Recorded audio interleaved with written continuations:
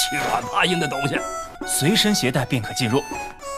走天境而已。哎，天气，识时务者为俊杰是不？哪有你这么砍价的？你说这鹰妹刃残片，我说你这人怎么插队啊？3天前就被收购一空，那就先准备其他的东西吧。Halo guys, balik lagi bersama Mimin from Zero.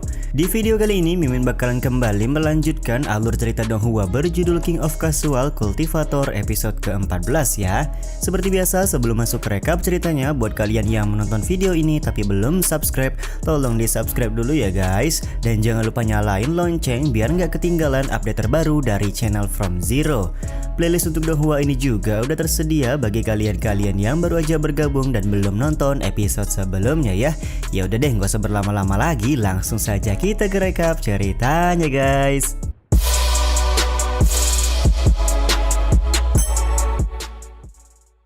Episode 14 kali ini masih diperlihatkan seseorang berbaju hijau yang menyerobot antrian untuk mendapatkan kamar seharga 50 batu spiritual.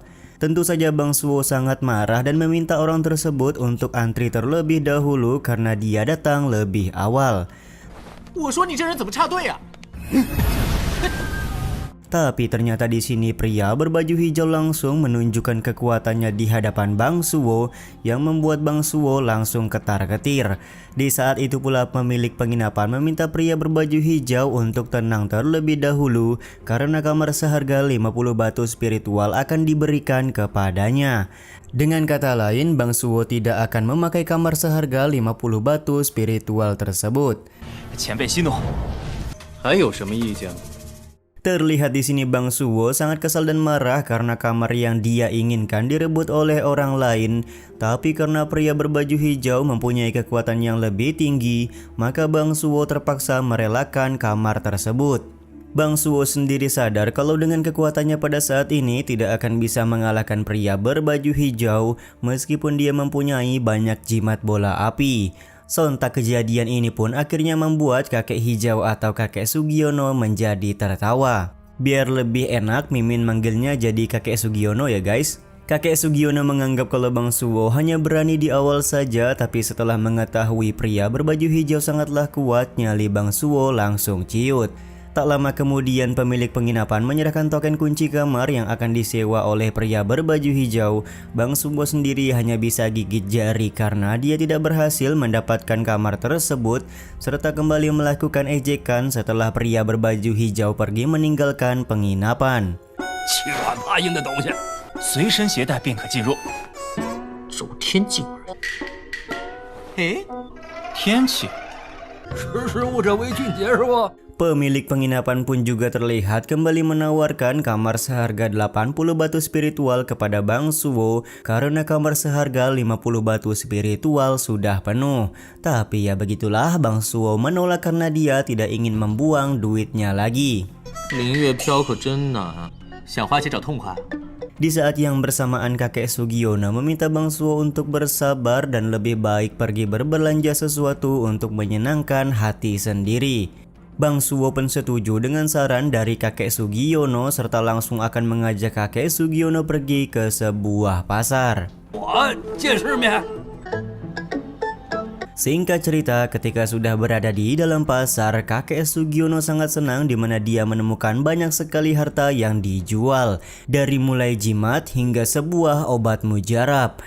二阶飞云符， Di saat yang sama Bang Suwo meminta kakek hijau untuk tidak FOMO karena semua harta yang dijual di dalam pasar akan menguras dompet dari Bang MC kita. 飞云符流沙符也就算了，买嘛。 Tapi di sini kakek Sugiono malah merengek dan meminta Bang Suwo untuk membelikannya sesuatu untuk dibawa pulang. Bang Suwo sendiri enggan untuk menuruti permintaan dari kakek Sugiono dan lebih tertarik untuk mengajak kakek Sugiono mencari barang yang mereka perlukan. 这有什么用？ Beberapa saat kemudian mereka berdua sudah berada di sebuah tempat yang menjual sebuah barang yang diperlukan oleh Bang MC. Betapa datarnya wajah dari kakek Sugiono setelah mengetahui barang yang dianggap penting oleh Bang Suwo adalah sebuah boneka karakter wanita yang dia idolakan. 哎，你别说啊，这可是周年限定吧？ Karena sedari tadi Bang Suwo terus-terusan ngebacot, penjual boneka tersebut lekas bertanya apakah Bang Suwo hendak membeli boneka atau tidak. Bang Suwo sendiri cukup berminat kepada boneka tersebut, akan tetapi dia meminta kepada penjual agar menurunkan harga dari boneka karakter wanita tersebut. 咱还得买补天丹的材料呢。 求您再透露透露。 Di satu sisi kakek Sugiono malah marah-marah karena menurutnya mereka masih harus mencari bahan untuk membuat pil pembangun surgawi, jadi tidak perlu menghabiskan uang hanya untuk membeli boneka wanita. Dengan jurus tawar no jutsu, Bang Suwo memohon kepada si penjual untuk menurunkan harga boneka. Beruntung di sini si penjual berbaik hati menurunkan harga boneka tersebut karena dia sudah risau dengan kelakuan Bang Suwo sedari tadi. 好人一生平安，还说是法宝残片。 Sementara itu di toko sebelah terdengar ada yang menyebutkan senjata ajaib seharga 300 batu spiritual. 不识货就不要胡搅蛮缠。 两位大哥息怒。 Kakek Sugiono pun lekas nyamperin toko tersebut untuk melihat langsung senjata ajaib seperti apa yang lagi dijual. Bang Suwo sendiri langsung meminjam senjata ajaib tersebut dari si penjual agar kakek Sugiono bisa mengecek langsung kelebihan dari senjata ajaib tersebut. 应该不会错。 现在的专家可不靠谱。 Ternyata senjata ajaib yang dimaksud oleh penjual adalah sebuah belati kecil. Kakek Sugiono juga menjelaskan belati tersebut adalah belati kuno yang sudah lama tidak digunakan. Karena rekomendasi dari kakek Sugiono pula, Bang Suwo pun langsung menawar belati tersebut dan membuat si penjual sepakat kalau belati tua itu akan menjadi hak milik dari Bang Suwo. 三颗下品之石。 Tapi ternyata Bang Suwo hanya memberikan 3 batu spiritual kepada si penjual dan kemudian kabur membawa belati kuno. 哪有你这么砍价的？ 你说这英妹刃残片， Setelah beberapa saat melakukan pengecekan, kakek Sugiono memberitahu benar adanya kalau belati kuno adalah senjata kelas menengah. Meski pada saat ini belati kuno sudah rusak, tapi tidak menutup kemungkinan belati kuno masih bisa kembali ke dalam kondisi primanya. Ada kabar baik dan juga kabar buruk mengenai belati kuno tersebut. Kabar baiknya belati kuno masih bisa digunakan, tapi kabar buruknya belati kuno sudah tidak sempurna jadi membutuhkan energi spiritual yang lebih ketika nanti digunakan. Jadi jika ingin menggunakan belati kuno dengan sempurna, kakek hijau harus melakukan sedikit perbaikan kepada belati tersebut. 正的临界下品法宝。 这东西怎么用啊？ 好消息是， Bang Suwo sendiri menganggap kalau dia sudah untung besar karena hanya mengeluarkan 3 buah batu spiritual, tapi sudah bisa mendapatkan senjata kuno seperti ini. 已经赚翻了。铁册已经出城。 Tiba-tiba saja ketika Bang Suwo dan kakek Sugiono hendak pergi, ada 2 orang praktisi yang sedang membicarakan kerajaan Tice dan juga Nangong Yuching. Karena merasa penasaran, kakek Sugiono pun lekas pergi mendekati kedua orang tersebut untuk mendengar lebih jelas apa yang mereka berdua bicarakan. 哎，老头儿，我们何时出发？ 等等，我们更容易得手。 Ternyata kedua orang ini sudah menyusun rencana untuk menangkap Nangong Yuching yang sedang berburu ulat pemakan hati. Tentu saja Bang Suwo tidak akan membiarkan rencana mereka berdua berhasil karena Nangong Yuching merupakan teman baiknya.